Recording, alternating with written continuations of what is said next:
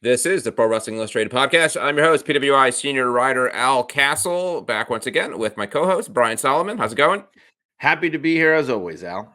And joining us this week for the first time, I got a list of the many accolades, so I want to introduce you, right?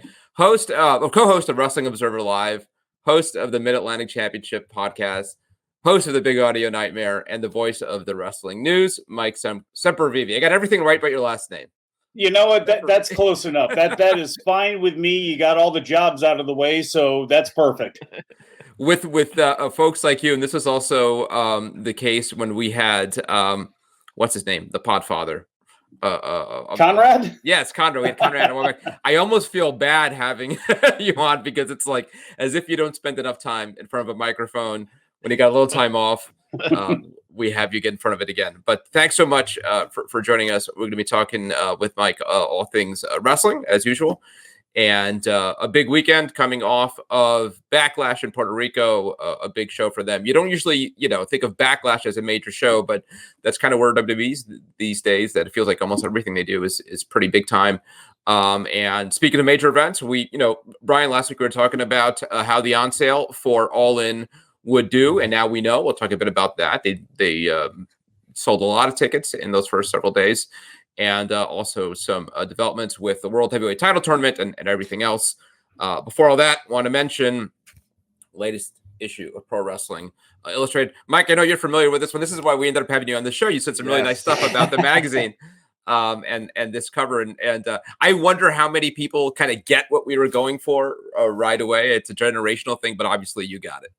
Hey, that's one of the things that I like about the magazine, what you're doing right now. Again, it's so difficult to actually get a periodical onto the shelves and let alone try to keep it topical enough where people want to go out and buy it when you're dealing with current events. And I think you're doing a great job bridging that gap. And, for somebody like me, Pro Wrestling Illustrated was the official magazine of my childhood. It was the one I liked the most. It was the slickest combined with the most interesting articles. And yeah, they came from a background of the Wrestler and all the other magazines that the Westons and everybody else had created before then. But it's always been my favorite wrestling magazine. And it's the one that has survived and lasted throughout the times here, and being able to take what you guys are doing. And I'm not blowing smoke. I'm serious. I really honestly believe this, what you guys are doing with it right now, with reaching back with some older stuff, doing stories that are current yet not, again, in this era where we know what's happening the second after it happens, or at least we think we do, with it being on social media, to be able to bridge that gap. To me, it's an impressive thing that you're doing. Yeah, I really appreciate you saying that. And it's one of the reasons we wanted to have you on, because I think historically there's sometimes been, I don't know if it's a tension, but folks in your line of work and in our line of work, people have looked down upon Pro Wrestling Illustrated, certainly, for a number of years. I mean, there's been kind of a snark attached sometimes, like, oh, what are you guys, how are you still around and you're irrelevant? And I think not an appreciation for how different the two genres are.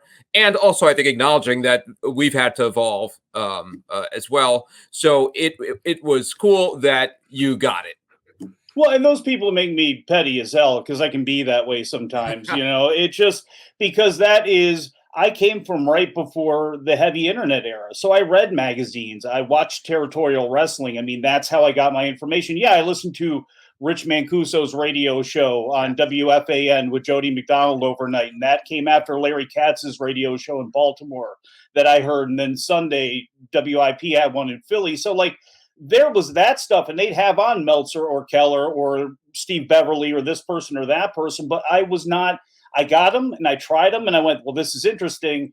It's not what I wanted actually out of wrestling. I was into sports. I was into other things. Wrestling was my release. It was my favorite release in the whole wide world. It was the thing that I was always run back to and would be safe. That's why today, I'm still doing this sort of thing. That's where my passion came from. But I missed that forum era and, the lists and the newsletters. And when that ascension happened, I was older. I was a little bit older at the time. So I was, starting a family. I was in, high school, college, working, doing that sort of stuff. So as that kind of rose, I missed all that sort of stuff. So I still have that nostalgia and still feel like it can be something that can be useful today and isn't something that should just be discarded. But then that gets into a whole thing about, history and how people view it and things like that. And that's safe for me and Solomon to complain about on a version of his show one day. Well, I remember I was heartbroken at the time, about what was it, like 25 years ago, when PWI started to break kayfabe, but I understand why. It was because of the internet. You don't want it to become this relic where like the entire wrestling fandom now understands it on a different level, and you're over here just still like acting like it's totally real. I get it. But a part of me was so heartbroken at the time. But that's part of the evolution of the magazine and why it's still here. Because if it hadn't have done that, it wouldn't have survived. And for me, this was always simulated sport. That's why I liked regional titles, because I grew up with boxing. So the NABF title meant something on the way to the IBF title, or the USBA title meant something on the way up. And I liked weight divisions. I like the separation of male and female heavyweights, junior heavyweights, because if you can take a story seriously and you make people want to believe in those people, you can sell it. Sure, heavyweights, like the home run, the big hitter is always going to be the big thing, but you can have these things. Now, I can't complain about it. I don't whine about it, but we're in an era where I look at this as my art. I look at this as a movie. I look at this as a series of things. I look at this in a bunch of different ways, and that's what fans do now. So you either have to evolve and keep going with it. You can stay bitter about it. And if you're making good money, complaining about the past or wanting to sit in the past, that's cool. But like, I have to cover this every day. So to want to sit every day and complain about the fact there's, we don't have leather helmets anymore, or complain about the fact that the shift is gone. Like, you can do that, but like, you're really not going to get anywhere, and you're not going to really benefit. If you want to stay in this and move forward with it, you're not going to get anywhere. It's one of the real challenges for us on the magazine side is trying to cater to that sort of wrestling traditionalist who I think maybe still looks for some kayfabe in our magazines. And I think we offer a fair amount of it. But also we've had to evolve. And I've struggled, like, just one thing I've always avoided writing is talking about heel turns and babyface turns and that kind of thing, or even the terms I try to stay away from in the magazine, even though for whatever reason I feel okay, having a different discussions here on the podcast. But it's odd, when I've been in the magazine long enough that when I started, we very much were still doing, those kayfabe articles, and it was one of the fun things to look forward to when I first got on board with. It's like, yeah. I want to write a story where I'm, where you can almost kind of create your own angles and stuff like that. And we very much moved away from that. And only I grew up on Ricky Steamboat existential crises every month in those magazines, man. I got to say one thing about that, because I started just periodically, occasionally contributing to PWI in 2000, and the others too, Wrestler and Inside Wrestling, in 2007, right after I left WWE. Now, and at that time, I hadn't been really regularly reading it anymore because I was like ensconced in WWE. I was on the internet and all that. It had been a number of years. So the first few articles I submitted, I remember like Stu, who is so very considerate and very careful and diplomatic, because I was writing about like Dr. Sidney M. Basil, and I was quoting like unnamed sources in the locker room and talking about like creating these fictional anecdotes of what was going on in the training camps. And Stu was just like, we've kind of pulled away from that sort of stuff and, that kind of thing. And, he was very kind about it. Yeah. And I started to figure it out. But every now and then I'll do something like I did the one that I'm so proud of which was the Cody Rhodes trying to like, finish the story before that slogan was cool about his dad and the WWE title and all that. I loved writing it because I kept it largely in kayfabe, but not to a degree that I thought would insult the reader's intelligence, like where you could read it both ways if you wanted to. Right. And I enjoyed writing that so damn much that I actually asked Kevin for permission to post the whole layout online. Months later, I was like, please, can I do this? And he let me do it. So yeah, I had kind of a similar moment with Stu, because he was sort of like weaning us off of it. And then, frankly, the first several years I was at the magazine, it was nothing like, who do I want to quote? I will quote whoever, Coco Beware or something. Because that's what we were doing on WWE magazine. That's another reason why, like, right. I had gotten used to that for years. So yeah. And then at some point I wrote something, and this was probably, it's less than 10 years ago. Let's say it's maybe 6-7 years ago. And I included a quote from somebody, and Stu called me on it. He goes, "Did you really get this?" And I was like, "No." and that was, I think, to me, when it was like clear, like, that's over. We're not doing that at all anymore.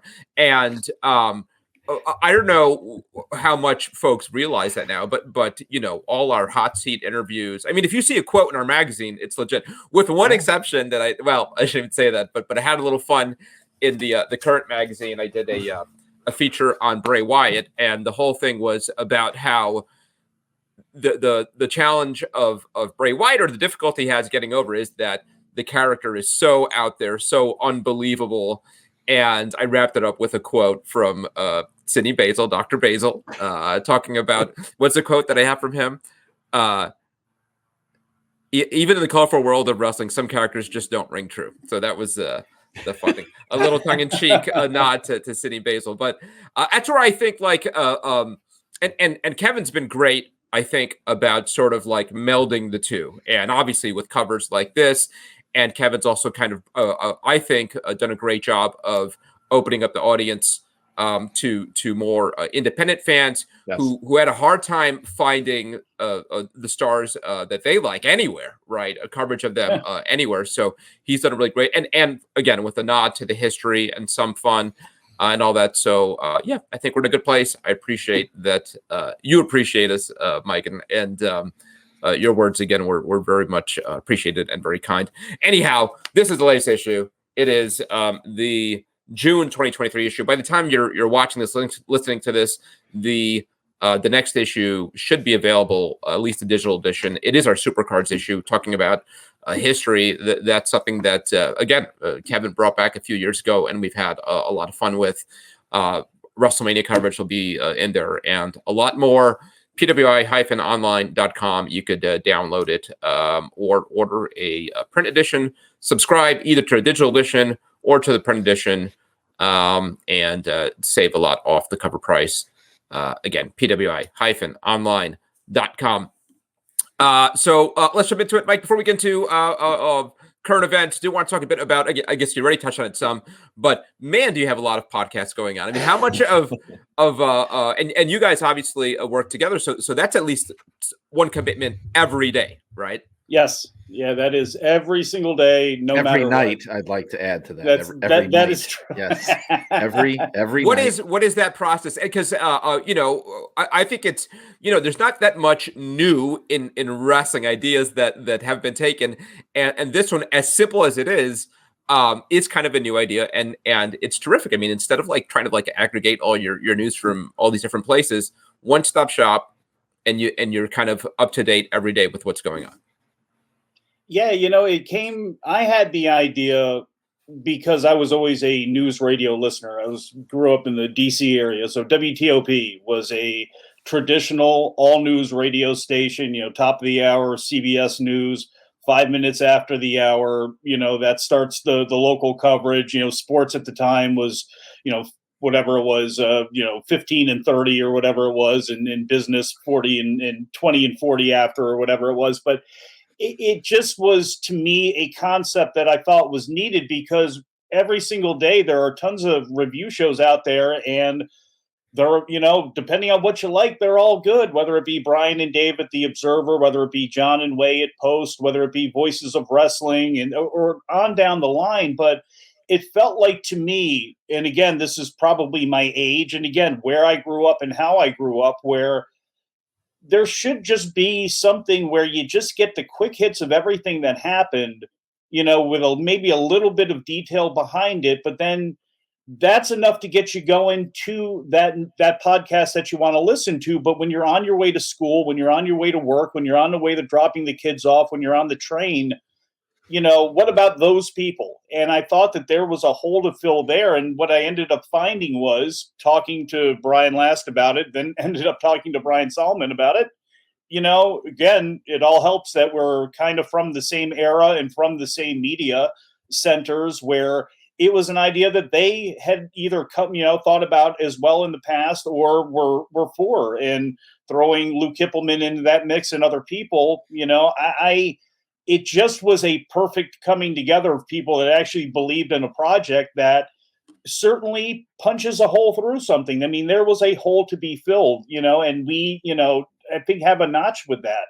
Again, we're not trying to replace every other podcast that's out there. We're just trying to tell you between 5 and 15 minutes every day, this is what happened on Raw because you probably fell asleep. This is what happened in a promotion that you may not be sure about. This is, again, the biggest news happening all over the world given to you. And then from there, you can go on to WrestleNomics to find out more about WWE's financials or this or that. And to do all of that, and this is one of the most important things, to do all of that without rumor or conjecture or any bias of our own thrown into the situation. When we talk about a story, Solomon may not like GCW, but he's going to write it out in this way. I may not like, this particular promotion or this particular person, but when we read the story, it's going to be just what the facts are without any of our feelings thrown into it. I mean, and I just think that was something that needed to happen too. Again,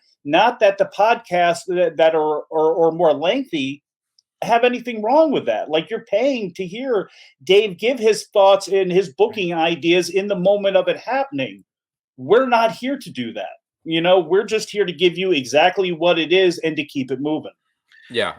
And go Al. I don't want to step on. No, go ahead.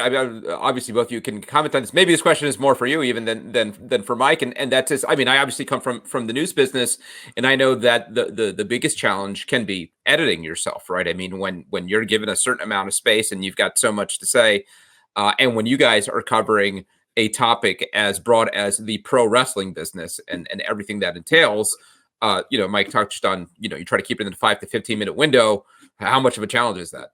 See, I never thought that my limited though it was that my journalism training would actually be of use in wrestling, because it's sort of like, there have been times like when I worked at WWE and somebody would say something like, well, think back to your journalism classes, and everybody would laugh like, journalism, like, well, this is wrestling, but it does apply in this case, because I've taught journalism, so I'm always thinking in my head of like the stuff that I would teach the students, which is like, you have to boil it down to the most essential. It's the old inverted pyramid, right? Sure, the most important stuff, the most recent stuff comes first.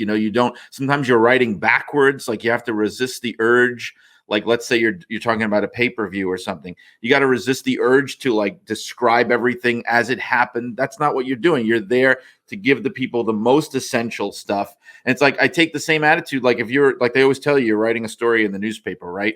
You have to assume that not everybody's going to read it to the end. In fact, most people aren't. So you top load it. It's the same thing with something like this. The most important stuff comes first, and you have to make that judgment call every day in the macrocosm of everything that happened that day, and in the microcosm of like, let's look at Raw. Like, maybe the main event wasn't the most important thing that happened. Like, what's the most important development that came out of it? And you got to make these decisions through the day too. Like, one of the things that Brian Last attached to it as kind of like a slogan, but it's real, is no paywall and no clickbait, right? So the paywall part is, we wanted to make it totally free. Not put it behind a paywall like some other news people do, but we wanted to provide that alternative, but also the no clickbait thing. And the reason I bring it up is because I'm sitting there throughout most of the day weeding through all these aggregate news sites and like looking at what's being touted as news. And look, I'll say it, you click on most of these things, it ain't news. Like, the majority of it isn't. It's just, or it's not the kind of news we go by. Like, I'm not looking for stories where it's like, hey, Dax Harwood on his podcast said this about Chris Jericho. Like, that's not news. Or like everyone's got a podcast. So there's a million people saying a million things every day. And it's always like, oh, Jacques Rougeau talked about what it was like to pretend that he was in jail at SummerSlam 91. Okay, that's interesting. It's not news. So you've got to like really boil it down to the most essential things that go in there. And look at how many things are press releases. And again, this is not to demean the sites that put them up. That's how you get clicks, and they're sent out for you to put them up. I think some sites should do a better job than others in differentiating all that stuff, but that's how it goes. Whatever works for them works for them. But guess what? A lot of that's not news. And again, this is what we're trying to deliver, is just straight things that are news, and not this person, and doing basically free publicity for, promotions as well too. Because look, if you announce a big name to be in an event, okay, John Moxley was added to Resurgence. Okay, that is news. Now, X, Y, and Z wrestler coming over to work, X promotion somewhere, that is going to be a highlight on a lot of people's main page. But it's not news. It's not benefiting our listener. Right. Like you said, Mike, the thing with the press releases is so true. You have to sometimes like stop and make sure that you're not being just used as a publicity arm of this wrestling company. Like, you have to sit and think, like, is this really valuable or not? It's a judgment call. And I know like a lot of these calls are subjective, or maybe some people think that they're more subjective than they are, but there are actually long-standing guidelines for these things. It is not just something you pull out of thin air or you just subjectively say. And I think it's one of those things with media literacy getting eroded by the internet and the social media ages, that a lot of people maybe don't realize that there are rules that have been followed for like 200 years as to how you determine what's news and what's not. People have written books about it, And I give, there are some. Sean Ross Sapp, I think, is a great example of somebody that at least was very clear with, this is what my site is. We are going to give you rumors. We're going to give you, people are talking about this person talking about that person. We're going to give you all this stuff. And we're also going to give you news pieces. And a lot of that stuff you're going to find in Fightful Select, and you can subscribe here. And I think he was one of the ones, at least, that came along that actually said, the environment has changed. We know a lot of you lie and say, I'm going to watch McNeil Lehrer, never have seen, anything about it, and watch TMZ, because most people are like that. They say they don't want to see that sort of thing, yet you look at, again, look at books. It's, again, everybody reads, except you ask them what's the last thing they read. It was something on the internet about a book or something, and that's at best. So it's like, he at least was clear about what they were doing. I don't think some people are as clear about that sort of thing. And I think that's why he's been one of the ones to be most successful, in this new world that we're living in. And again, because of, everybody having a different type of thing going on, I thought what we're doing was the perfect way to kind of cut through all of that sort of stuff and have our own lane, that we can, again, take the best also reporting done by people who are actually out there doing reporting and trying to break stories and doing those things. I think we shine a brighter light on those stories sometimes than their own sites do, because it's not muddied down with all this other stuff. I mean, when you look at, sometimes the news is 3.5 minutes long, sometimes it's 15 minutes long. But when you look at it that way, and you look at the length of radio shows talking about, events that have happened, it's like, when you really whittle it down, how much is really out there, what actually really matters. We don't try to pad it. That's another thing. Like, there have been a couple of times where I've been going like, God, there's nothing going on today. Maybe, I'm going to run this thing that I never would have touched if it was a busy day, and sometimes Brian will chime in and be like, don't do that, guys. This is not news. Like, don't bother with this. And I'm like, well, it's going to be 4 minutes long tomorrow. I mean, like, are you okay with that? And the answer is yes. So it's Yeah. not, we don't just like run stuff because it's a slow day. We really don't do that. And we had good checks and balances too. I think that's, when Kitamura died over in New Japan, it was a news story that broke overnight. So I was able to, covering New Japan for a long time, I wrote up a big long bio on him. I shifted some stories around and put it there. And last was brains. I could hear it leaking out of his ear, when he called me on it. And we battled a little bit over it, saying like, God damn, this guy just passed away. This is because in my mind, I'm thinking of it as I'm doing live radio. This just broke. I just did this, wrote this up quickly and shot on the air with it. And I was pissed. And then like I had to think for a second and go, you're not doing live radio. You didn't just do a break-in. You didn't need a bio that long of this guy. Most people have no idea who he is. Even people following New Japan right now, he was a little far enough away where nobody knows who he is. And it's like, oh yeah. And there have been times like that or something. I think Brian has needed to, I added some things to expand upon it, or I've moved stories, and it just, and again, it's all done respectfully, but it's all done with really good checks and balances. Even people like Luke Kippelman or a Jason Nakarado who will look at a story, and go, hey, I don't know about this. I think it's just we've worked together incredibly well. Yeah, I mean, I think you guys have, as you touched on, a good system of checks and balances where you kind of check each other's work. One thing that I know is difficult is kind of putting yourself in the seat of the audience and what is interesting, what's entertaining. A pet peeve. I was a Torch subscriber for 25 years or something like that, and enjoyed it very much once upon a time. And toward the last several years, when I finally cut my subscription, it just became so much reading results, right? And I imagine that's a tough thing with you for you guys, because that is news, right? I mean, a show happens and results are news, but also I imagine to some extent, a large extent, the people who are listening to you saw that show or at least aware of that show. So how much do you spend time with just covering results, and how do you make that interesting?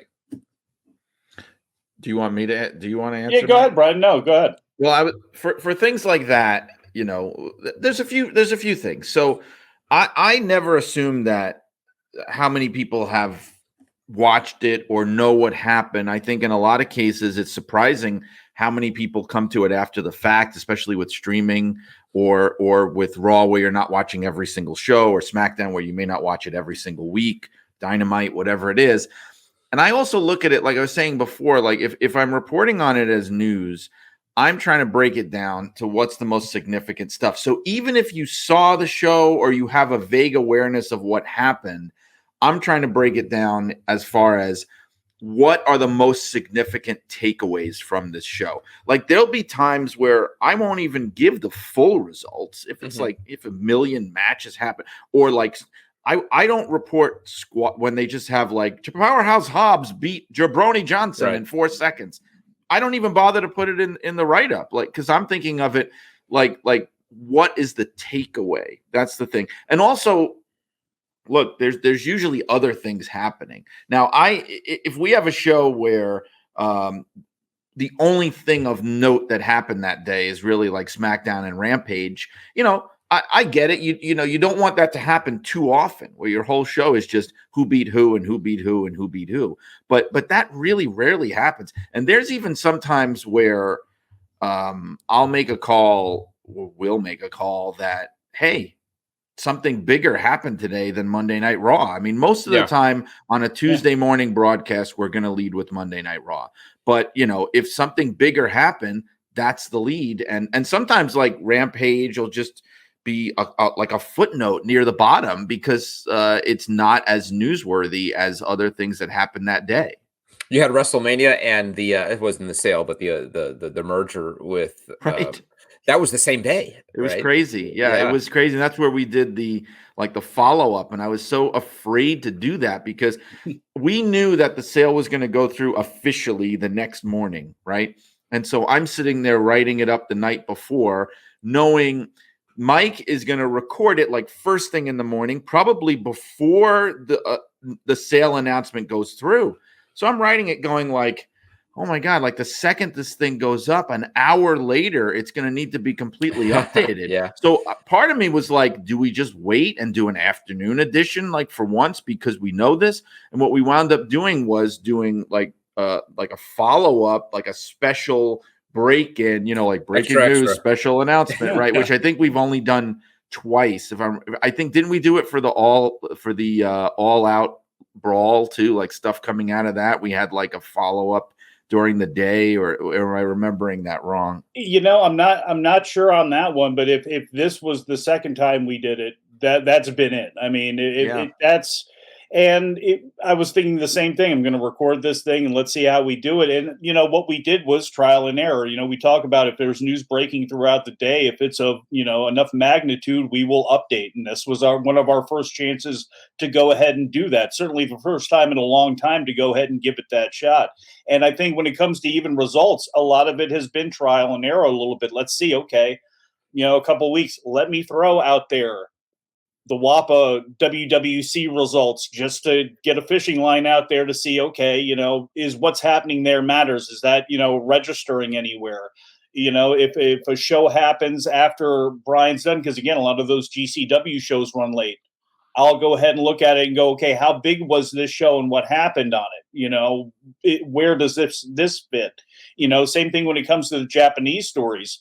Those things are happening right before and really right when I'm recording the show in a lot of cases. So in a situation when it comes to Wrestle Kingdom or Stardom's All-Star Grand Queendom, like that's going to be covered as a story because people are jacked up at, 8:00 in the morning. The show has just happened. They're already into it. That's going to be important.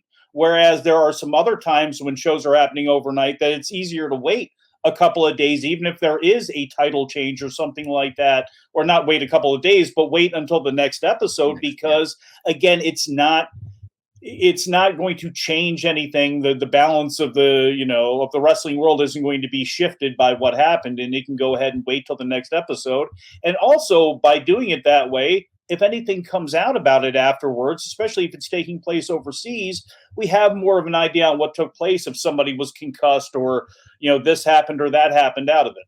That's why I don't bother with, most of the time, any kind of stories that have to do with, well, it looks like this major thing is going to be happening soon. It's in the works. We've heard that this is about to happen. I don't even touch it. I wait till it happens. Because again, like we're not in the business of doing previews of like, I don't do like, hey, here's the matches that are going to be on next week's show. Like that's not what we're doing mostly. It's like this happened. And if it hasn't happened yet, then we don't bother. It's not news yet. Yeah. Right. Yeah, I think you guys have found a great niche. Yeah. And you guys have talked to, being in this, talking to people where people float stories to you. They float things to you. They float their opinions to you. And they, again, and it's a lot easier when you're on shows where it's about the banter to maybe bring up some of those sort of feelings, or that's got no place in what we're doing. So again, when you eliminate all that sort of stuff, it clears the air. Are you guys 7 days a week? 7 days a week. So that's a huge commitment. I mean, we all have, commitments, but sometimes we'll go weeks without doing this podcast. But when you got to do it every night, so I imagine, I mean, can you ever like double up and do knock out a couple in advance so you don't have to do one the next day? I guess not really. Because how could you, right? You can't. It's going to be outdated if you do that, and we haven't, I mean, maybe one day at some point we'll be doing things that are more like kind of like investigative or featurey or whatever. I think it would require a bigger staff to start doing things like that. But those are the kind of things, like, as you know, in the news business that you can sit on a little bit. They're a little more evergreen or they're ongoing. But with what we do, which is just all the day's breaking news, it's got to be, you can't save stuff. If you skip a day, then you just have to say we're not reporting on that day. You can't even bother with it. You have to move on to whatever the next day is. Have you haven't missed a day? No, really? No, August. We started last August. We haven't missed a day. To whatever we're at today, 255 straight or whatever it is. Yeah. And the best thing I can do is I grew up at a time where the Baltimore Evening Sun, which I think ended up being the last evening newspaper in the nation, was still going. And a lot of times, especially towards the end, you'd look at a story and you'd essentially, And again, this is a different era, but like getting the Sunday paper on Saturday where you'd look at the sports section and they have essentially where the next day's story is going to go on the game that they're reporting on, and they have it written out, but they essentially have said nothing in it. And I kind of called back to that, not taking proper journalism classes where, okay, the best I can do is build a skeleton of something that I have the night before that I can go ahead and now add the results to and add what actually happened to the show in the first 2 paragraphs. I imagine there have been situations where you guys have been out, or you got a wedding, or you got some kind of family commitment. So is it after, and you just don't want to do it, you know, come home, maybe had a couple.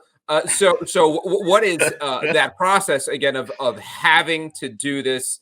Is it the last thing you do before you go to bed, or in your case, Mike, the first thing you do when you get up? Mike, do you want to? Well, for me, you know, so I've always had, you know, I've been living a unique life for a long time. When I started doing the daily Wrestling Observer Lives, I left, you know, I was out of the job that I was at, and where I lived in a resort area. So to try to find a job that's going to let you off between 2 and 5 p.m. every day, you know, It was like, no. So I ended up working overnight, and it ended up becoming, you know, way too much to bear. But it also, again, you can have some creative times overnight. So to work on a wacky schedule, you know, didn't really affect me too much. And then ultimately what has happened is I am only doing podcasting right now. I'm only doing wrestling based things. I'm still got hustles out, you know, because this stuff doesn't pay all that much. You know what I'm saying? But it's like, you know, I have hustles out that I do, but like I'm able to at least commit to this, and I'm able to do this from my home. Am I wearing pants right now? You don't know. Am I wearing pants doing wrestling news? Usually, yes. But it's like, you know, I'm at least able to walk from one room to another. I live at the beach.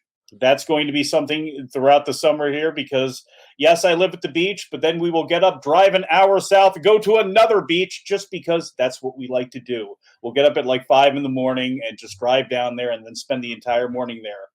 That will play a little bit of havoc into what I'm doing now, which is getting up between 4 and 6 every day and then doing the news, adding anything I need to do to it, recording it, editing it, and then getting it out to Brian. So, you know, that's the only difference for me. Again, we've been very lucky in the team that we've had where if Brian's got something to do, I can go ahead and Lou can write in some of the stories. Or when I'm just – I know I'm going to be gassed the next morning, or I am going to be doing something where I'm going to be ingesting a bunch of salt and going to wake up like, all right, Lou, can you help me out on these stories so it's a little bit easier on me? So again, it's been the group that we've had and the core that we've had here. It's made it really easy, at least from my end of things. And again, it's a lot easier to talk than sometimes do what Brian's doing, writing all this stuff out and trying to decipher it. Because thank God, I don't have to watch these shows as closely as he does live to do this stuff. Well, yeah, for you, Brian, what does it entail? The trick for me, and I don't always accomplish this, but ideally, the way you got to do it is it's got to be like periodically throughout the day, building it, checking in. You do a little write up here, you do a little write up there. You don't want to be, as I have sometimes had to do, you don't want to be sitting there at 11 o'clock looking at a blank screen and going like, oh my God, I got like 12 items that have to be written up and all this stuff. But life happens. That happens. Sure. If you got activities with the kids, or you're going out for the day, or something's going on, or, you know, like I'm like Mike, where I do everything from home. I make my own schedule. Thank God, I'm blessed. So it's not like work related stuff, but it's life related stuff. Or you have to plan ahead because you're going out that night, and you know, when you get home, you're not going to be in a state to write up a script. So I try my best to plan for every eventuality. I don't always succeed. But the thing about it is there's been a handful. It's very rare where I'm just like, I'm not going to be around for a couple of days. It happens. It's like, you know, when I went to Detroit, to Michigan to accept the awards for the book, and I went there with my daughter. And I knew, like, there's no way I'm not going to be, like, maybe if I was by myself, maybe, but with my daughter, like, it's just impossible. Or, you know, going on a vacation with the kids. Or I had to say, look, I I can't do this on Thanksgiving. I'm sorry, guys. I can't do it on Christmas. Like my family's gonna shoot me in the face. Like I can't do it on Easter. I just can't. Like it's not gonna work. New Year's Eve and things like that. So I mean, we try our best to cover for each other, and I don't like to abuse that and do it too often because I know, like Mike said, he's getting up at the crack of dawn every morning. He's doing this thing. And I don't want to say, well, on top of that, could you write half the script for me because I'm going to the beach? I try not to do it that much as can possibly be avoided. I think maybe there was maybe one time where it was after the WrestleMania week of craziness where it's 14 shows happening all over the place and all through the night. And after the WrestleMania weekend was over, I think there was one night where I just was like, I'm done tonight. I'm done. It's 6:00 and I'm sorry.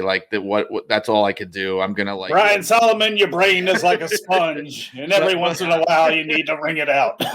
Yeah. I mean, it really is. There's usually a reason, a very specific reason other than I'm tired. There's a specific reason, but that was the one time where I was like, I'm too tired.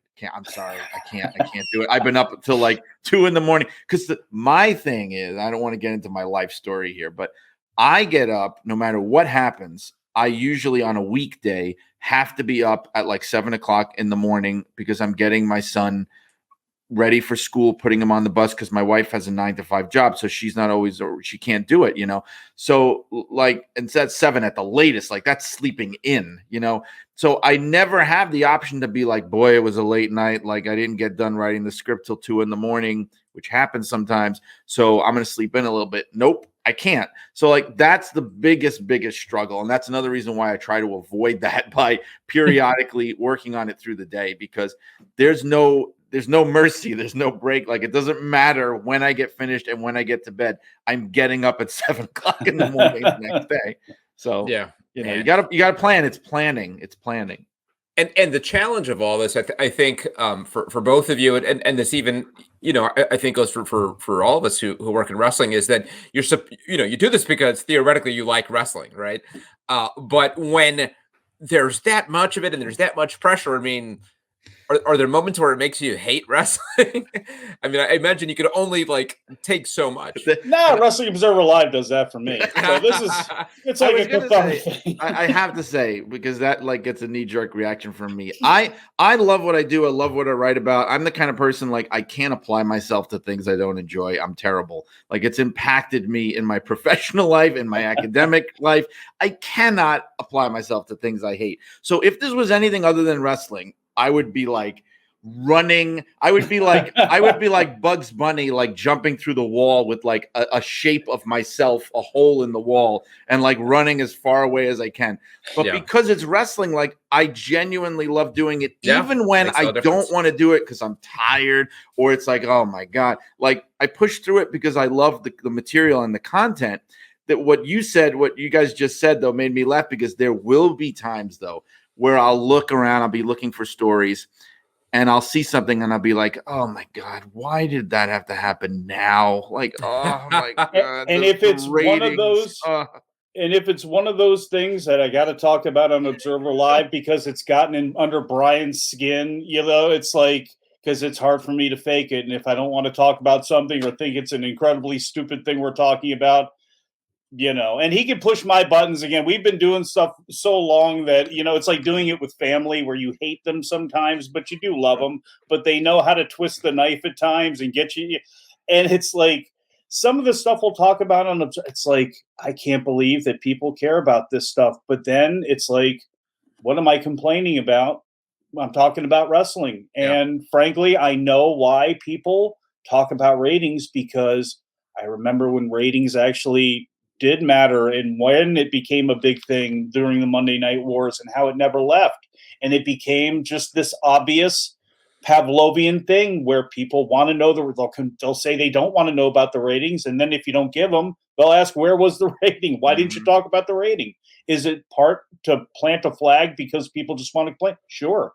But it's kind of just become that thing where what can I truly complain about? So And again, it's not to disparage any of the stuff that I do, but I'm glad I have multiple outlets because I do like, again, I would not watch anywhere near the amount nor most of the stuff that I have to watch now if I, with modern wrestling, but I can at least balance that with the Mid-Atlantic show and I can go back and watch that stuff and get kind of refreshed again.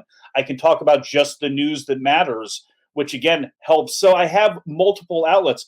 When it comes to the Japanese scene, I've been able to do that and been able to filter through a lot of things. So when I'm done hearing about this nonsense with AEW or WWE and I just want to watch, wrestling with some other commentator's voice in some other language where I can have, just be clean with it, I love doing that too. This is one of the reasons I actually like lucha and never want to be too involved in it other than giving results because that's like the one, it's like going to a Cirque du Soleil show or it's like going to somewhere where it's like mind clear.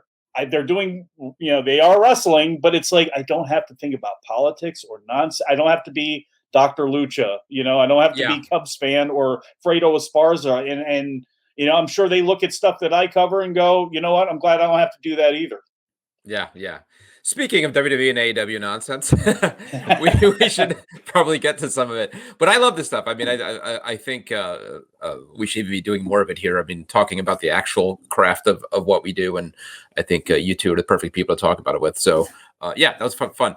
But I do want to talk a bit about a Backlash in particular, a big show. I thought a really fun show. I think, Brian, you agreed. In particular, Bad Bunny. How great is Bad Bunny? I mean, like it's coming off of Logan Paul, who I think, has set a new bar for a celebrity wrestler. And I don't think Bunny is quite there. But that was, I think, by any standard, a fantastic performance, pro wrestling performance by Bad Bunny. His selling, the execution of his stuff, the timing, everything I thought was so great. And I think that match and really the whole event, but that match in particular may be a high point for the presentation of Latino wrestlers and Hispanic wrestlers in WWE ever. I mean, I thought it was so classy and respectful. I loved Carlito coming out. I loved Savio coming out. I loved, throughout the night, it was so cool. The fans, uno, dos, tres, whenever they'd be the near fall. It was just such a, and obviously Damian Priest is part of that too, who did a fantastic job. But that was, and I never thought I would say this, that was one of my favorite WWE matches of the year so far.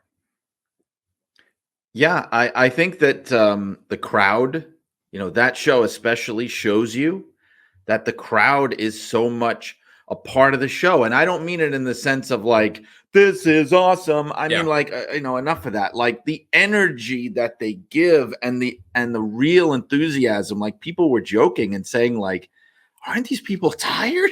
It's been like 3 hours of nonstop, but that was great. Like they loved and enjoyed every second of it, and it elevated the show. I'm not saying it would have been a boring show without it, but it would have been less exciting, less interesting. And the Bad Bunny match is a great example. What I also love about it was, and other people have said this too, and maybe it's the Triple H shift and the shift away from Vince thinking all the time or Kevin Dunn thinking all the time, is not being afraid to play into a local audience, give them what they want, treat the legends with respect. Like I can't imagine that happening a few years ago, like doing a show where like Savio Vega comes out and gets to go over on the heels and like look strong and everything like that. And almost like and especially in a nod to the wrestling of Puerto Rico, because I mean, he was a much bigger deal in Puerto Rico than he was in the WWF. You know what I mean? I don't even know if he was a main eventer really in the WWF. So, I mean, like that kind of respect and elevating them and not making them jokes, like it added to the show. I even really believe that that's the reason we saw them break the no blood rule in the main event very purposely, to be like, we're in Puerto Rico. This is a main event, right? This is what these fans want. We're going to give it to them, damn it. And like, I thought it was great. But really beyond just, I think catering to geographically, a location. It really was to a culture, right? Yes, I thought, yes. and I was at, I think it was the Survivor Series press conference in Boston where Triple H took a question from a reporter from a Hispanic news channel. I forget which one it was, but she asked, when are you coming to Latin America? And I guess they already had plans for this at the time, and he kind of foreshadowed it, and it was clear that Triple H was saying the right things. You could question, well, how much is he saying this, just to cater her, or is he serious about doing something special there? But after that, I think it was a gradual build to that event with the induction of Rey Mysterio at the Hall of Fame, the creation of the Latino World Order. I think, maybe one of the more underreported stories. They've just done a really, and look, this is a company that had wrestlers coming to the ring on lawnmowers, not that long ago. So that's the history that they had. And I think this has been, and the LWO shirts apparently selling really well. I think it has been, the tone of it has been just perfect. The stuff with Zelina Vega, who's not been a big star. I thought that was really well done and classy. She shouldn't have won. So that was right. But I loved the emotion on her. If I, nitpicky one thing, and I thought this before, I saw the card roll out, Bad Bunny should have closed that show. Yeah, I could see that. Yeah, and I don't see why not. I mean, what better? I've heard some of the comparisons made to the Canadian Stampede show, which ended, this big celebration in the ring. That's kind of what we got at the end of the Bunny match with all, with Savio and Carlito and the LWO in the ring, holding Bad Bunny up. I mean, to me, that was the way to close the show, especially since, and I'd be interested, Mike, in your thoughts on this. To me, the main event was something of a disappointment. It was fine. It was a Brock Lesnar match. I feel like I've seen it 100 times. The blood, as you touched on, was kind of a new element to it. But I was frankly pretty underwhelmed by the whole thing. I think probably the mentality behind it was we were giving Bad Bunny and Damian Priest 25 minutes, even though we have all these high hopes. What if something goes sideways? Right. What if we don't get the reactions for Savio? And I don't know why they would think that, but what if we don't get the right reactions? What if it's messy? How do we send them home happy? Well, I know how we can send them home happy. It's Brock bleeding because he headbutts, like a turnbuckle, and there's going to be carnage. And maybe if things did go that sideways, okay, you guys go out there, tear up ringside, in addition to what you're going to do in the ring and go for the pin and how it happened.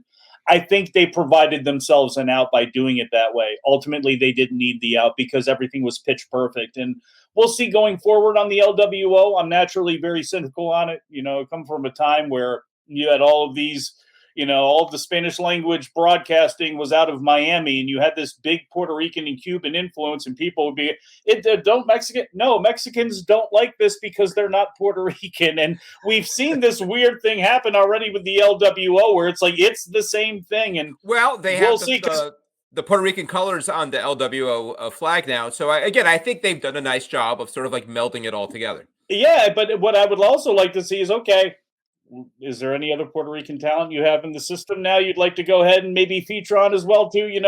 Again, WWE, because it's been pro wrestling, has not done a great job, I don't think, sometimes of really, when it comes to culture, really putting in the time and effort needed to really, dig your tentacles in and really understand what is happening. I mean, we had a story, again, there's been tons of stories, but we had a story like that coming out of the writer's room where there seemed to be a big discrepancy in how some people view their culture with how others may view comedy in somebody else's culture.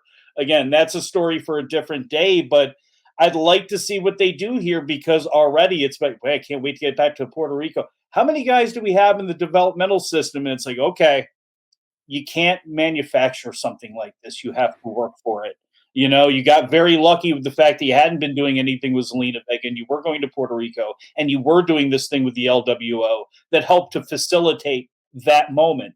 You've kept Damian Priest really solid. Hadn't been perfect booking, but you've kept him really solid the entire time he's been going, and he's part of a hot group at a time where you're going to that, again, good timing brought all that, and good work put into things brought that about. You can't just manufacture it. So what are they going to do more with the LWO? We'll see. I just keep waiting for Escobar to turn on Ray, because that's what we do. And then, I'm glad we are past a lot of the stereotypical stuff that, was always a part of wrestling for a long time. But, the proof is in the pudding when you go out there and you really actually show representation and you show what matters. Yeah, I think I'm sorry, Ken, right. No, I was just going to say that I like what they're doing this time too. What they're trying to do, I do like it with the LWO, because what they're not referencing, and what if you weren't there, you may not remember, is that the LWO and WCW was treated as a joke. Yeah, I mean, it was a punchline. It was like, it was an eye roller. That's really how it was presented, and it shouldn't have been, because there was potential there. They had the golden age of these luchadors coming in, and there was so many things, and they made it a joke. And so this is better than that. And I was at WWE when the Mexicals happened, and there were many of us that could not believe it. We had our jaws on the floor, because it's not like it was like 1980. It was 2005. There was no excuse for it. And I knew those guys, Psychosis and Juventud and Super Porky and all those guys. Who else was Super Crazy involved in it? Super Crazy, yeah. They were game. I never remember them expressing, they went along with it, and they were happy to get on TV. But it was like, you can't take the moral high ground and make fun of WCW, as they would sometimes do in these documentaries and things, for how they treated them. Could you believe that they wanted to take Rey Mysterio's mask off? Oh my God, the sacrifice. And then do the same thing and do the same exact thing. And they have struggled a long time with this, because I remember when I was there, the big move, and this is what led to the elevation of Eddie Guerrero directly. This is where they got it right. There was this understanding that we have a strong fan base in the Latino community. In population centers where there's a large Latino population, we do really well demographically, more than in other groups. And I found this even to be anecdotally true. If you talk to young people, the young people who are the most enthusiastic, teenagers, about WWE, tend to be more in the Latino community than just white kids. I've taught in different neighborhoods and communities and schools. I see it in front of my eyes. It's true. And so there was this push of we need more Latino superstars, and it led to, we need main eventers. We need, that's what they were saying at the time. We need a Latino main event world champion guy. And they picked Eddie, to a lesser degree. Ray got elevated because of that, but Ray was already a legend. Eddie Guerrero became a thing because of that. But that's not something they've usually gotten right. And I think they're getting it more right now than they probably ever have. Yeah, and I think a couple of things have helped there. I think Bad Bunny has been a huge help. And I remember when they first brought Bad Bunny on a couple of years ago, and I went to that WrestleMania, and I had never heard of Bad Bunny. I'm kind of past that generation. And I remember thinking, man, why are they spending so much time on this? Whatever he is, Latin rapper, never heard of him. And I was in the nosebleeds of the stadium, and the amount of Bad Bunny shirts that I saw, it blew my mind. And that's when I sort of realized, this guy's a really big deal. And that goes without saying. Now, obviously, it's one of the biggest superstars in the world. And I wonder how much of, in a way, he might have kind of paved the path for WWE and showing, look, you have an opportunity here, And I do think unfortunately, with wrestling, and maybe particularly WWE, for so long, when they've thought Hispanic wrestling audiences, they've just kind of defaulted to Mexico. Well, that's where the Hispanic wrestlers come from. So I like here that they branched out, and it's not just the Mexican wrestlers. They got the Puerto Rican wrestlers. I'd love to see them open it up to other countries as well. And I don't know who could be in the pipeline, but keep it going. And in terms of representation, I don't know what the writing room looks like, but that's where it really matters. I mean, in terms of putting on a product that connects with an audience and isn't offensive, that's where it's important to have somebody in that writing room. What was the story that just came out about the writer who is suing WWE, a black woman, and she told the story of them riding the Bianca. I'm gonna take off my earrings to get in this fight, and that's a great example of that. Yeah. That's a great example of somebody that two sides that, because I mean, Brian is from Bensonhurst, right? Well, what if your only stereotype of somebody from Bensonhurst was the Yusuf Hawkins story from the 80s where he's going through there, and you're going to have this stereotypical Italian who's going to be in his, cut off white t-shirt on with his hair slicked back, smoking a cigarette, or in his Adidas, sweatsuit. And that's like, do you want to be represented that way? Now, are there people around that want to be represented that way? Sure. Do you know somebody who might be like that? Okay. But Bianca Belair didn't want to be on the Springer show. She didn't want to, I'm going to take off my earrings. I know, again, you can stereotype a white girl named Crystal with big hoop earrings, getting in a fight at a Waffle House. Like, if you're trying to fight against something and you've been fighting against it for a long time in your real life, and your professional life in some cases, certainly in some of these people's cases, their athletic lives, because that's a lot of the background they're coming from, that matters. And for somebody to have that alternate view, because there were people that were treating it like, well, that's what happens in a writer's room. It's a corporate writing place that is not the Friars Club dais or back room. It's not. And if you want that, that's great. But also know that when you say things and come up with ideas that get swatted back, it's not an assault on your genius. It's because you may not be looking outside of that, And again, some people are made to be there, some people aren't. You do need to have a certain level of thick skin and things. But I thought this was a great reminder that, hey, there are multiple truths here. And again, we'll have to see exactly what happens with it. But am I surprised that it happened? No, because it just doesn't happen there. It happens in every workplace everywhere, unfortunately. Yeah. Right. Yeah. And I think that it's all about the dynamic too, because I think one of the most interesting things to me and a very important part of that story was when it came out in the evidence or testimony, whatever the heck it was, that Bianca Belair herself had been complaining about this and saying, like, I don't know why. I think she mentioned Kevin Dunn specifically, like, Kevin Dunn wants me to say these things or do these things, or like just being disgusted, like, I don't want to say this. That's really important, because it would be one thing, right? Yeah. It would be one thing if she was like, yeah, I thought it was great, fine, whatever, it was hilarious. You got to pay attention to the fact when you have white writers saying to the black talent, this is what you're going to say, right? Yeah. Because like, this is how black people act. That makes it very different. Now, I will also say this, though. There are a couple of things that were in there, and I don't include the Bianca thing in this, but I mean, there's also times where, and maybe this needs to change in the wrestling culture, because like, I've been in that writer's room. I was not a member of the creative team for them, but I've been in there. I've also been in brainstorming things on the magazine publication side of things where we're trying to come up with stories, and people would say outrageous things that were meant to break the monotony, because we're all friggin' exhausted and tense, and we don't know if we're going to get fired tomorrow. And you say ridiculous things to crack people up. You have to make a distinction that we're not pitching this as a real idea. Like, there's some things I'm not going to mention on here, but I mean, one thing that it pops into my head, we just had this, it was stupid idea. It wasn't even an idea. It was just like, Batista was hot, and we said, what if we had Fatista, where it would be a guy, he was a fan in the crowd, this big fat guy, and he was the biggest Batista fan ever, and he had all the same tattoos. And then like one day the heels put this guy in peril, and Batista comes out and saves him, and then from then on he's like Batista's mascot. So I love it. you have Batista and Fatista. Man, you got Craig DeGeorge on TV again. I think we actually had Super Porky at the time. We were thinking, we were like, what if it's him?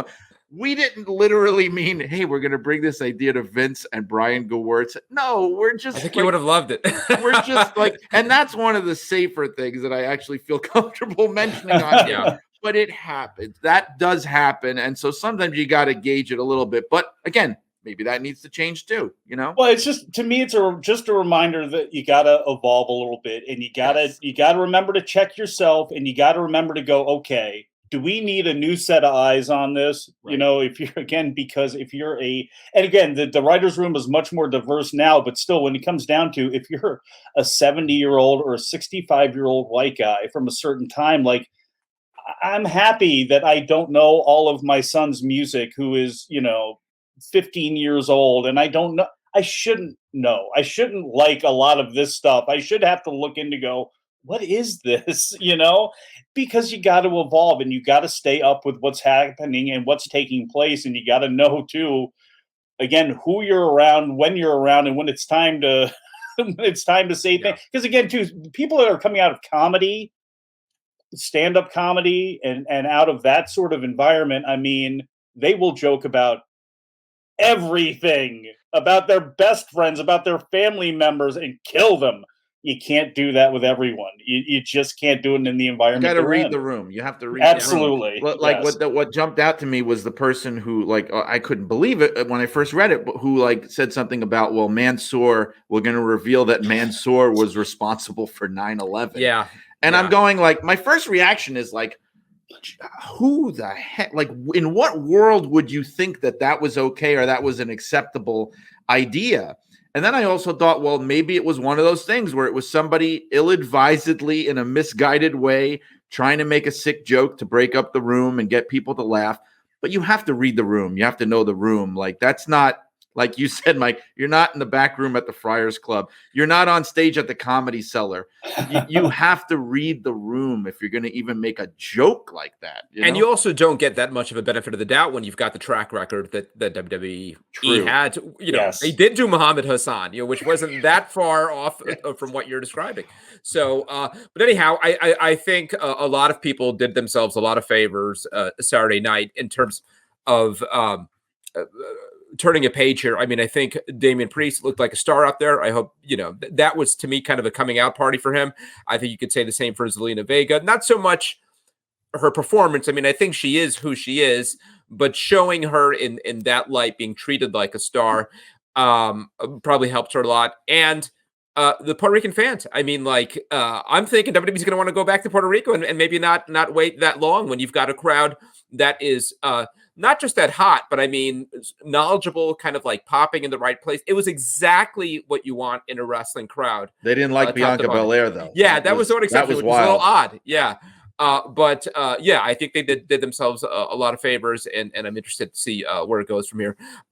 So last night, Monday night, a Raw, the follow-up, we've got some advancement in the world title tournament.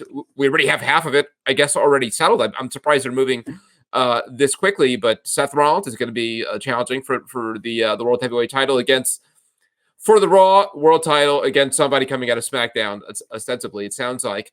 What did either of you think about the progress there, and does it put in sharper focus what they're doing here, which very well could be putting the world title on Seth Rollins? That's what it felt like to me. I mean, you could pull a swerve and have maybe Edge defeat him in Saudi Arabia or however you have off of SmackDown, and then they're now in the mix on Raw as well too. But it just seemed like it was going to be either Seth Rollins or Cody Rhodes. It ends up being Seth Rollins. Okay, no surprise there. And let's go. It's just why they're deciding, and I know why, because they wanted to have this in Saudi. So that's why it's going to be taking place there as the final. But why they decided to have 2 tournament matches and get everything wrapped up this week, I don't know. I don't.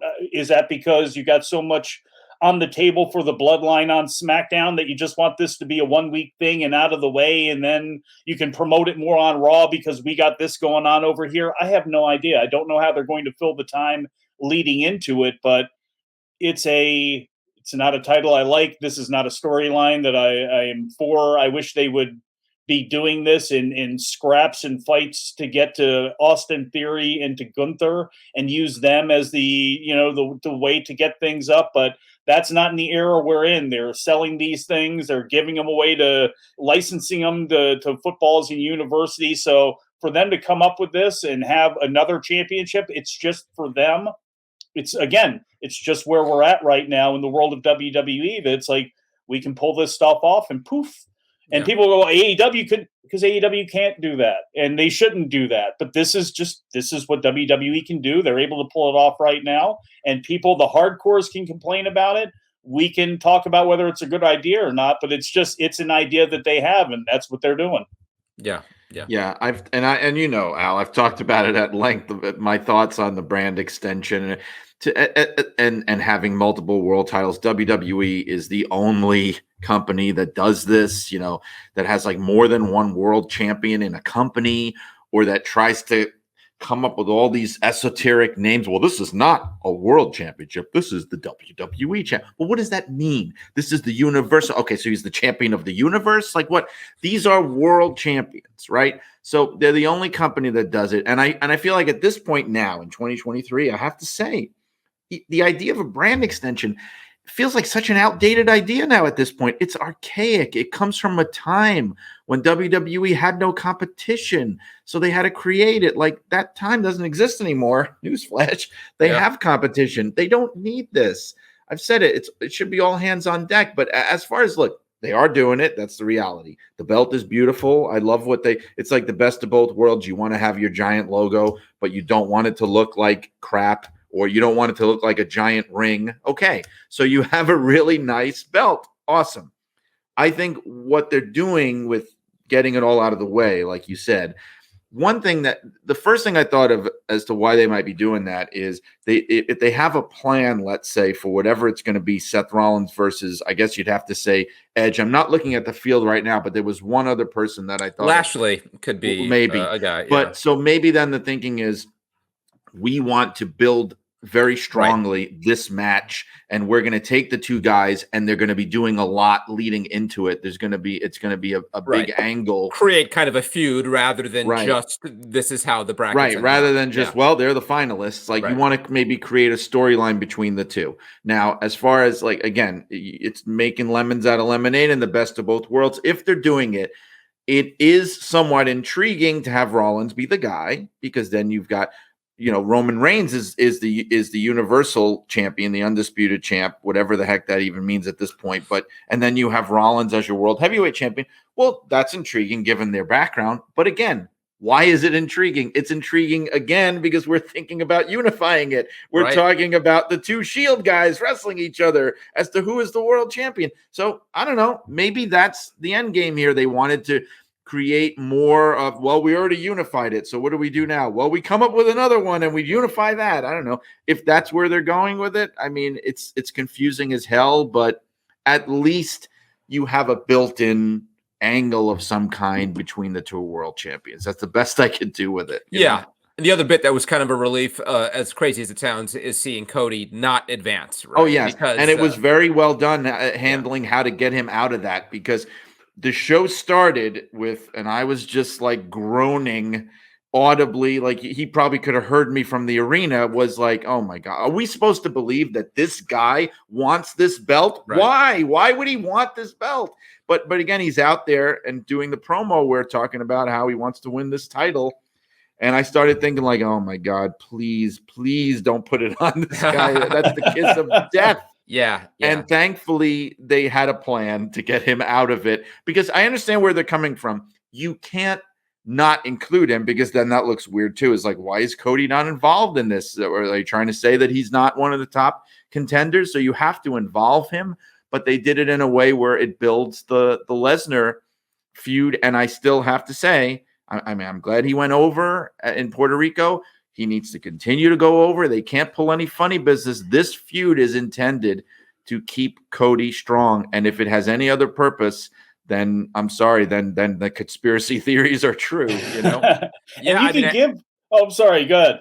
Again, I would say I think we're running into some of the concern that we talked about of if the plan, and I don't know that it is, but if the plan is to run back Cody and Roman next year at WrestleMania, you've got a lot of time to kill, right? And so it is like a year of making sure you handle all these different little challenges with Cody just the right way. So, it means him beating Brock. It means him not advancing in this tournament. At some point, though, I imagine if he is a top guy on Raw and this is the Raw World title, he'll have to challenge for that title somewhere, whether it's SummerSlam or some other pay-per-view. And even that, how do you handle it? Again, now he's challenging for a world title, but you really don't want him to win it. But he needs to be kept strong.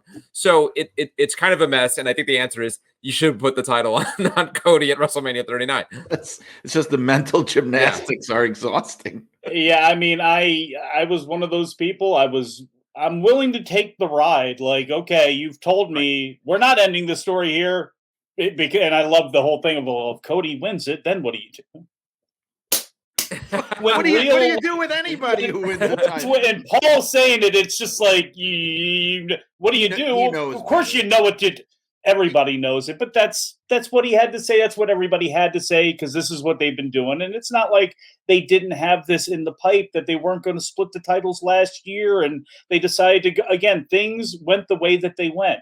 And okay, I was willing.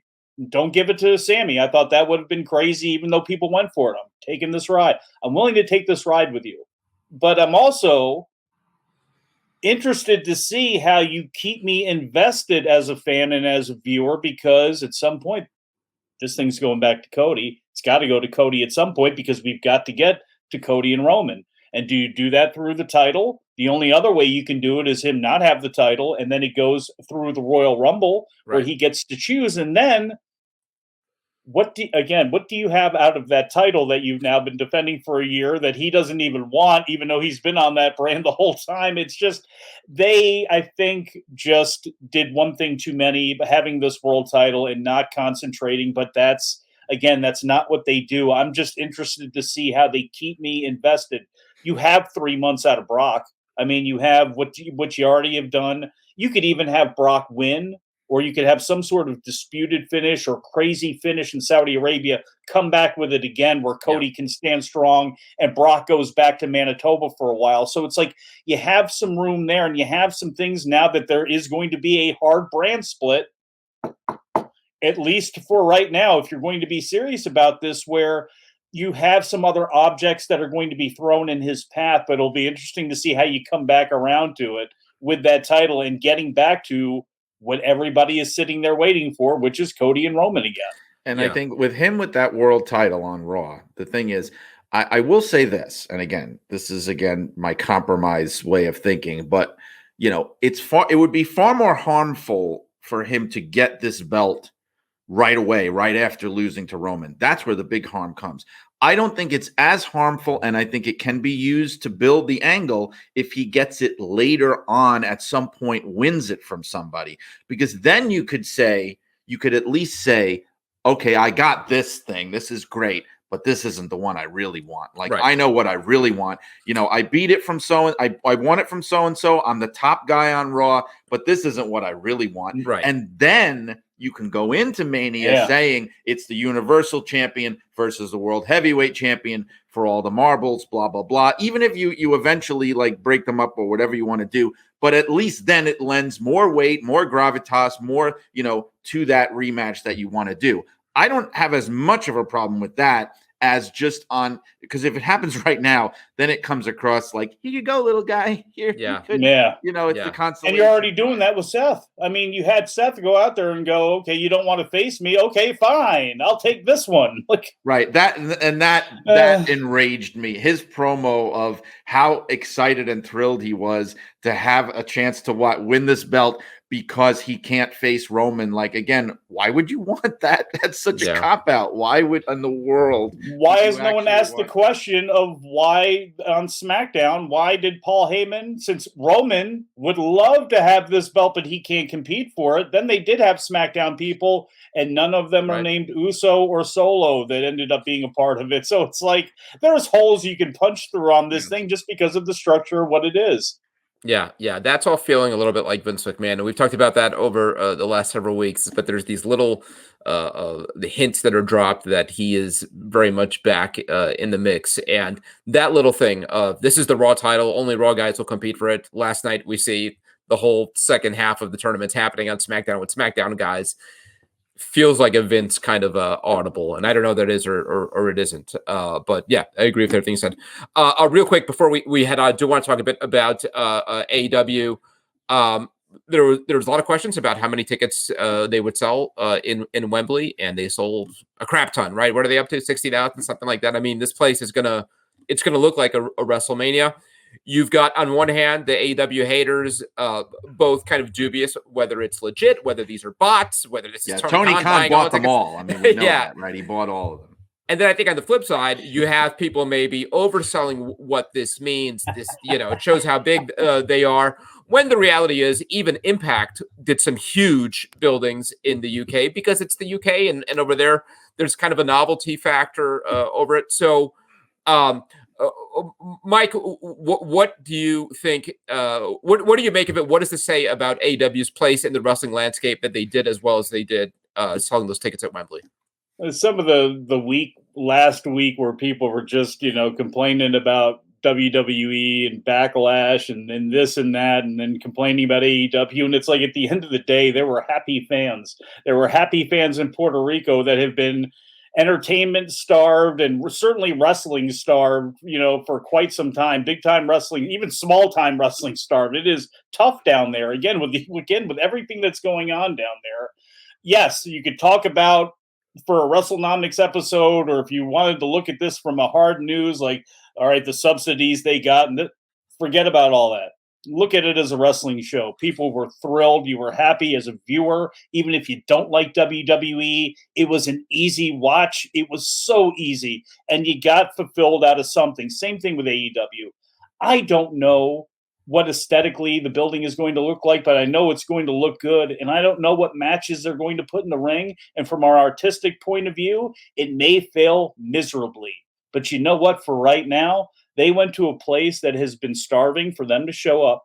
And they show up and they take a huge risk. They don't go to Craven Cottage. They don't go small. They go for Wembley. And they have a pre-sale that even if it's being inflated, that it's 60,000, you have WrestleNomics saying that 15,000 seats have been held back for right now for whatever reason. So you can at least say, okay, around 75,000 is at least what they're probably looking at for this thing. At the least, it's a huge victory. It's a huge victory for AEW. It's a huge victory for the fans that are over there because it's going to be a no doubt event. There is no doubt about it. It's going to be a party there. That's great. Again, what they do with it after that fact, that's a different story. Can you look back at Toronto and go, well, they should have ran a different building there when they went? Sure, you could do that. You can play 20/20 hindsight on everything. But like this, in this case, I mean, it's a huge, big deal. And again, what they do with it, they got months to lead into it. And that means months to sell the remainder of those tickets and see what they get. And also months to find out what exactly you're going to put in that building that'll really maximize the moments for everybody. Because again, it doesn't have to be per se the most important match. It's got to be the match that'll mean most in that moment over there. You know what I'm saying? So, I would sacrifice a Jamie Hayter title defense against somebody on that roster, even a Saraya, because I would use a Julia and build a story around that. I would use Mercedes Moné because you have that money as long as she's willing to put, Jamie Hayter over. And you could type again, I make it the biggest possible thing I can make it, not just relying on a Sting retirement or a Goldberg appearance. But what makes things even more complicated, right, is that we don't even know what the show is, right? For the moment, it's not even a pay-per-view event, right? So, and they've got a pay-per-view event, which is one of their big signature shows a week later. So, is this their WrestleMania? And if it is, what does that make all out a week later? WBD is going to determine that with whether this thing is streaming on Max or not, and whether they have changed Max to the point where it is handling live streaming of video and having video on demand. And again, they seem to want to make that a part of their business. We just have to see how they go about doing it by the time we get to September. Yeah, and that they already sold this many tickets, could it be an incentive for them or a disincentive to even put on, a super loaded show? Because we already sold the tickets. So, do they just load it up with some good matches featuring some local talent? I think you can get creative. I just think you can get creative. Again, what's going to be a bigger deal? The AEW World Championship or Will Ospreay, Kenny Omega 3? Or, you know what I'm saying? Or 2, whatever it would be at that time. that would be more impactful to me than MJ. Again, look at like MJF against even like Darby Allin. That would be a great match. You could build up MJF against whoever. It'd probably be a great match, but in that moment, does that have to be the thing? You know what I mean? Right. So I wouldn't shoehorn Adam Cole and MJF and the blow off to that. I wouldn't do that at Wembley. I would use something else and again, be creative, fill both masters because you have the ability to do it. Yeah. That's what's amazed me more than anything with this, because the fact that no one even knows who's on the show or what matches. I mean, that's really impressive to me, because I remember like we talked about this, Al, that we were saying like, well, they got to do Omega versus Punk or something on that level, because that's how you're going to fill a stadium like that. And you're thinking, well, the rarity of how often this is their first time going there and it's a novelty, like they'll do some numbers on that, but they're going to need a strong this or that. It looks like they're not. So, but they were able to do it. That's what's really impressed me. But on the match front, I was like what you said, Mike. One thing that surprised me, and I saw Dave tweet about this, and I was surprised because usually he is immune to this way of thinking, actually, and he's pretty enlightened on it, where everyone was saying how it's got to be Omega Punk, or it's got to be Punk doing something like which. And he said something like, well, did you guys forget MJF is the world champion? And I'm like, well, wait a minute. You're the guy that taught me that you don't always have to have the world champion in the main event. You want your biggest attraction on top. Yeah. You want the thing that people want to see the most on top. And sometimes that means having to concede the fact that, like, well, the world title isn't the most important thing on this show, and we don't need to force it. And I think this is a situation where that absolutely is the case. You don't need to force it. Don't just say, well, MJF is the world champion, so he's in the main event. And you don't have to necessarily do something incendiary or possibly incendiary, behind the scenes, as opposed like, okay, we got to put Punk and Jericho. We got to no, you don't. Again, in a situation like this, you could have Punk and FTR against Cobb O'Connor. Again, that's a bad example, but like you can have it where that tense match that everybody's waiting for, or those you don't have to do it there either. In fact, really don't. The only situation where I do think that MJF in that main event would be a great match would be if it was Punk, if it was MJF versus. I think that you could do a lot with that if you want MJF in there, because Ospreay. They have a history. And, there's something you could build on and the notion that it was supposed to be Punk passing the torch to him instead of Moxley, essentially, before he, left the company there or walked away from it. So, I mean, it's got to be right, is what I'm saying. It can't just be because he's the world champion. It's got to be right. To me, what really screws things up is that all out show a week later. Do we know that that's happening? Isn't it? Because I don't know. If it is not, then I think the thing to do is to load up this show as much as you can. And I disagree. I know that there's a thought like, you put a Will Ospreay in a key position over there because he's great and because he's sort of local. But I think, as we've seen, when ever a company goes into a different country, the temptation is to kind of localize the show, and what people want is the product, right? They want the stars of AEW, and beyond that, I wonder how much of these fans are even real AEW fans and are not just sort of like wrestling fans, WWE fans who want to go see a big show in Wembley Stadium. I think you put Will Ospreay out there, they might be, I mean, this is all to say, I think a Punk, Chris Jericho, Sting. I mean, I think these are the guys who need to be in key positions on the show, and I think you load the hell out of it. Assuming, well, that's the thing, is there's going to be so many. There's going to be a bunch of key positions, and even if there is an all out, you can still have a bunch of people there in key positions on the show. Because again, I mean, look, you'd have to, if it would be MJF and Will Ospreay, you'd have to beat MJF. And I don't think you necessarily want to do that, depending on, you could tell that story, you could tie in an Adam Cole to it or something like that. But to me, I don't want to beat MJF unless I absolutely have to. So then that leaves you with Ospreay and Omega. And you got to look at the pre-sale. Even again, even if there are scalpers, and there are, even if there's bots, and surely there's a percentage of them, even if there are people that are just buying it because they heard it's going to be a big wrestling event, like they're going to be like every single bit of their fan base that would be invested are already buying tickets or have already bought tickets to this show. Right. And they're going to scoop up the rest of them where you can serve easily both masters by having a bunch of people again and using again, what is Jamie Hayter as big of a star as Britt Baker here? No, again, they're very close and everything. The unit is fantastic together, but like, of course you can go ahead and have that big match, which may not on the surface may not be a big deal, but who are you going to bring in? You have Sting's retirement likely taking place there. Other than that, who else can you bring in for like from the past? I mean, they don't have anybody they can bring in. And if somebody's going to this cold who's just like, the straight down the road wrestling fan, like, I don't know what to tell you, because if you don't know a name like an Omega at this point, or you don't know, again, an Ospreay or those names, what are you even going to this show for in that case? Yeah. Yeah. Well, we'll see. And really, I do think a lot of so much of it gets down to whether there's an all out or not. I mean, that changes your entire booking philosophy, because by necessity, you've got to hold something back, right? You can't put on your best effort in All In, because you got another show that you're selling pay-per-views that, that's just in the terms thing. of revenue. Yeah. You're going to ask somebody to come off whatever, let's say $15. I don't know what max is right now, but like, okay, it's going to be X price to have that.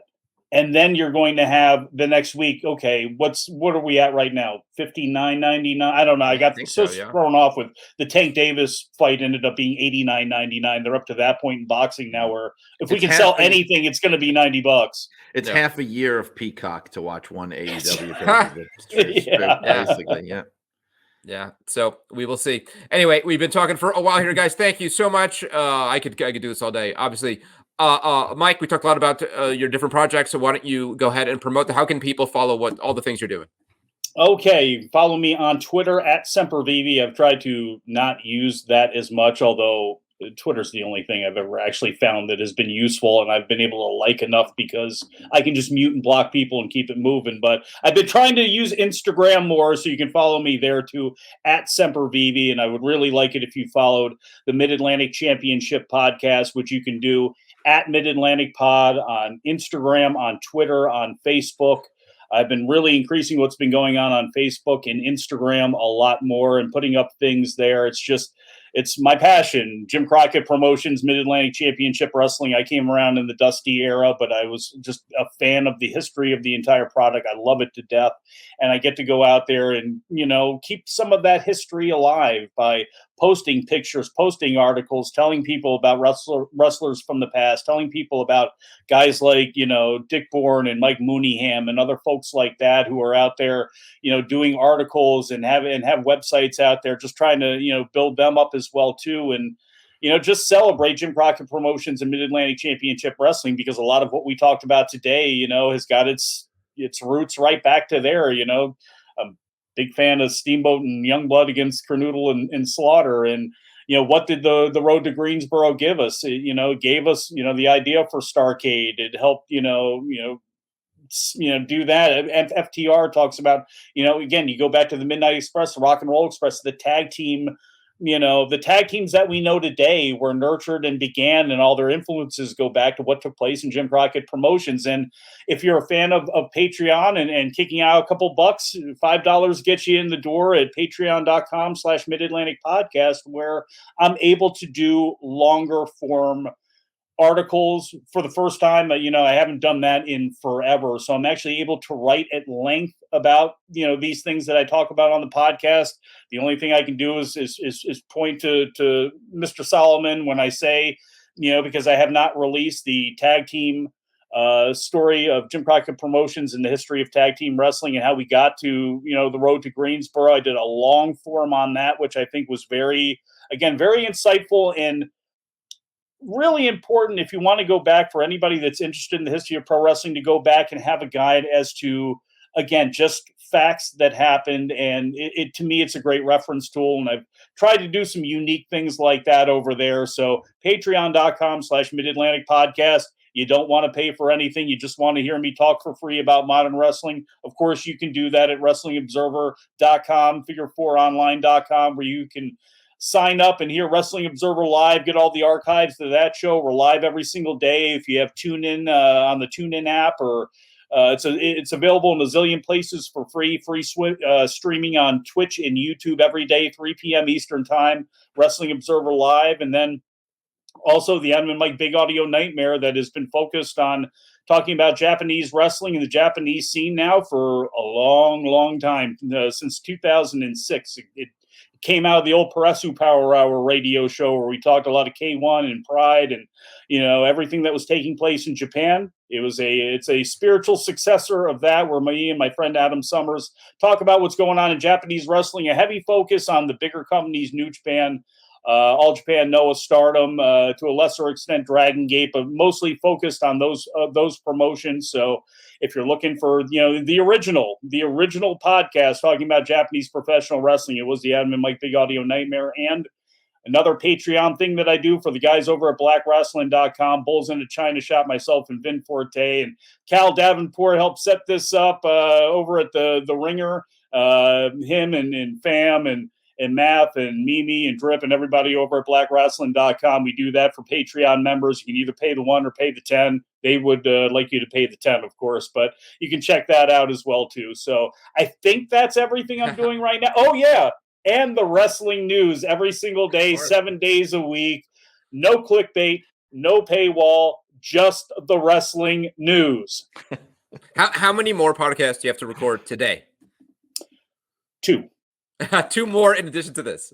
At least, yeah. Well, Wrestling Observer Live for sure. Sure. I'm doing a script right now that I've become very obsessive compulsive on the next the newest edition of the Mid-Atlantic Championship podcast will be out for free for subscribers on your RSS feeds, or if you go to midatlanticpod.com. But I'm also now working on one for March 5th, 1982. This show is not available on the network, and it's one of those few shows that I don't have a DVD of, and I was going to skip it. And then I got the idea to kind of talk about where we're at in the scene and where we're at this point in 1983. And I decided to go ahead and make a show out of it by becoming very obsessive and writing up a big article on where the wrestling scene was then. So, I got that going on, and I think I have one other thing to do too, but I got double check. But yeah, I try to stay moving on this stuff because, what else am I going to do? Great. Excellent. Good. Whatever allows you to keep your pants off, right? That's exactly. And Brian, there's some overlap there. You with the wrestling news, and what else do you got going on? Yeah, and first I want to say also that Mike's long form writing, the stuff that he's doing there for Mid-Atlantic is tremendous. I loved the piece that he's talking about the history of tag team wrestling in the Crockett area, because that's a pet peeve of mine when people act like, tag team or that the Crockett promotion in general basically started with Starrcade.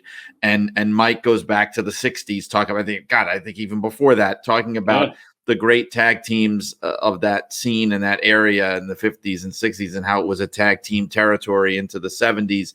So I second that. But what I want to talk about for me this time, because I'm on here every week plugging stuff. So this time I actually want to mention something that's not wrestling related, if I may. I know we talked about it before, but my superheroes book is officially out. Right. And so I wanted to mention that it's called Superheroes, the History of a Pop Culture Phenomenon from Ant-Man to Zorro. And I pushed for that title. They were like, is Zorro a superhero? I'm like, yes, he is. If you don't believe me, read the book. So it's the history of superhero fiction in general. So it's more than just a history of comics. That's part of it. That's a big part of it. But it gets into what pre-comics, the idea, superhero fiction. It gets into what I call the post-comics era, because today, whether we like it or not, the primary home of superheroes is movies. Yep. So we talk about what am I, like King Charles? I talk about the history of superheroes and comic books at length. It's available everywhere, Amazon, wherever you get books. People are always like, where can I get this book? Well, wherever you get books. I don't know. Wherever you buy books, it's where it is. Barnes & Noble, Amazon, Go online. I can say it's at a Barnes & Noble. I saw both that and Blood and Fire in one this past weekend in Salisbury, Maryland. Yes, I did. All right, you should have taken a picture because I went onto the Barnes & Noble website to figure out which physical stores were carrying it, and none of the ones near me in reasonable distance of me have it in the store. I think the closest one is like in New York State. Figures. So yeah, because I'm in Connecticut, but I would love to see them together on the shelf. That was my goal. But yeah, I'm hoping because there's a lot of overlap, I think, between comic books and wrestling. It's like peanut butter and jelly, I always say. So I hope that people listening to this who are fans of comics and superheroes will buy that book. Great. You see Guardians of the Galaxy yet, the new one? I did. Yes. I loved it. The best thing Marvel's done in years. It's the best thing. It's been maybe the best Phase 4 thing. I enjoyed it. That's not saying a whole lot. I know. I will say, like, it wasn't on the same level as the first two for me, especially. Like, I really thought like that first one was an absolute game changer. It was like a sea change. It was almost like the Star Wars event of its time. It was magnificent, wonderful, just totally changed the way they even make these kind of movies across the board. This one was fun and enjoyable. I thought it had the best villain of all the Guardians movies, but I wouldn't quite put it on the same level. I thought even soundtrack wise, like like the soundtrack is the best thing. This, there was a little more newer stuff. I like the Well, he's got an iPod now, right? And it was more like the best thing for me was No Sleep Till Brooklyn. That was like the moment in the movie music wise for me, like Space Hog. But a lot of it was just like. I'm turning to my wife. I'm like, am I old? Like, I don't even know what song is this? Yeah. What do I, but I enjoyed it. I liked it. It was a lot of fun. Yeah, really good. Just check it out. All right, guys. Thank you so much for doing this. Mike, you in particular, thank you so much. Hopefully we're able to have you back on again sometime in the future. Everybody else, we will see you soon.